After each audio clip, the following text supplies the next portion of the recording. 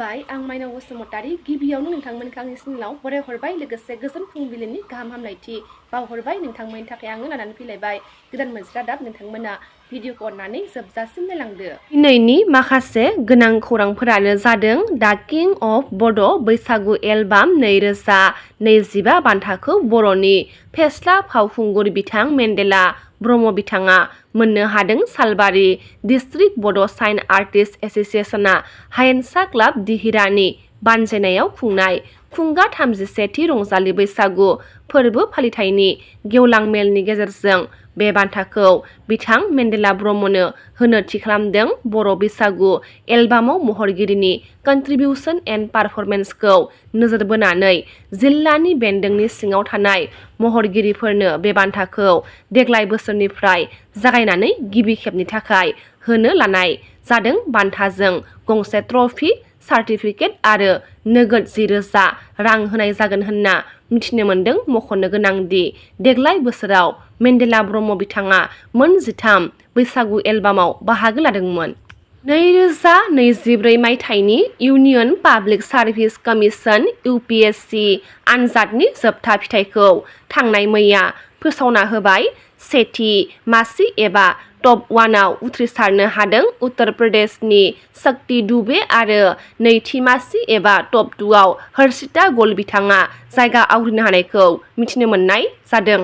बोखावै लखिमपुर जिल्ला बारग' BLT अनसाय आफादनि मावखुलियाव खौसेथि बर' सुबुं आफादा खौरां मेल लादों। फैगौ 2 मे खालाराव जानो गोनां पन्चायत बिसायख'थियाव बिटिआरनि बायजोआव थानाय बर'फोरखौ BJP हान्जाजों लोगोआव थानाय जथाय हान्जानि बिजाथिनो भट होनानै देरहाहोनो खौसेथि बर' सुबुं आफादनिफ्राय खौरां मेलनि जोहै खावलायहरदों। बिटिआरनि बायजोआव थानाय बर'फोरनि गासै जौगाथाय आरो जौगाथायनि मोजांनि थाखाय बर' माहारियारि आफादा फैबाय थानाय पन्चायत बिसायख'थियाव BJP गोरोबथानि बिजाथिखौ मदद होनो थिरांथा लादों होनना मिथिनो मोन्दों।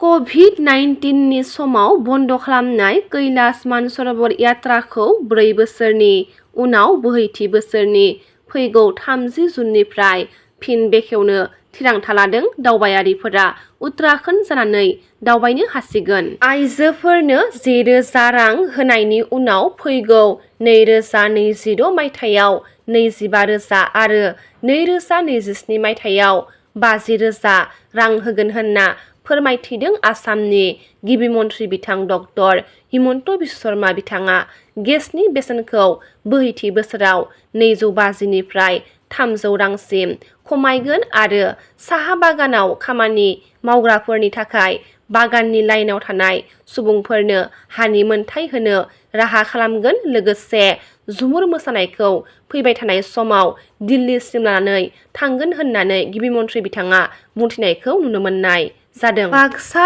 जिल्लानि दुमरुगिरि गामिनि थागिबि सिरालाय बसुमतारी आरो पार्बती बसुमतारीनि फिसाजो सुबुंस्रि बसुमतारीया PhD डिग्रीखौ मोननो हाबाय। डक्टर सुबुंस्रि बसुमतारीया central institute of technology CIT क'क्राझारनिफ्राय PhD डिग्रीखौ मोननो हादों होनना मिथिनो मोन्दों। आथिखालाव डक्टर सुबुंस्रि बसुमतारी बिथाङा गुवाहाटीनि आजरायाव थानाय गिरिजानदा चौधुरी इउनिभार्सिटियाव एसिस्टेन्ट प्रफेसार महरै हाबा मावगासिनो दङ होनना मिथिनो मोन्दों।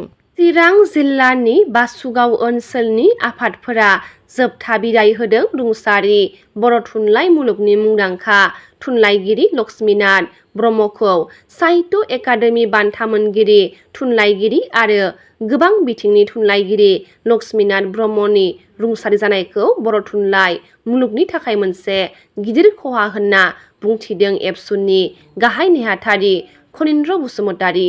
बिथाङा बिथांनि सानस्रि आरो गालांनाय बिजाबफोरखौ लाना गोथौ सावरायनाय थांखि लागोन होनना फोरमायथिदों। लक्ष्मीनाथ ब्रह्मआ गावनि गथ'फोरनि बिजाब हारसिं बाथा खोनासं दे फै साधु कथाखौ खोनासंनिनि थाखाय इं 2019 मायथाइयाव साहित्य एकाडेमि बान्थाखौ मोननो हादोंमोन।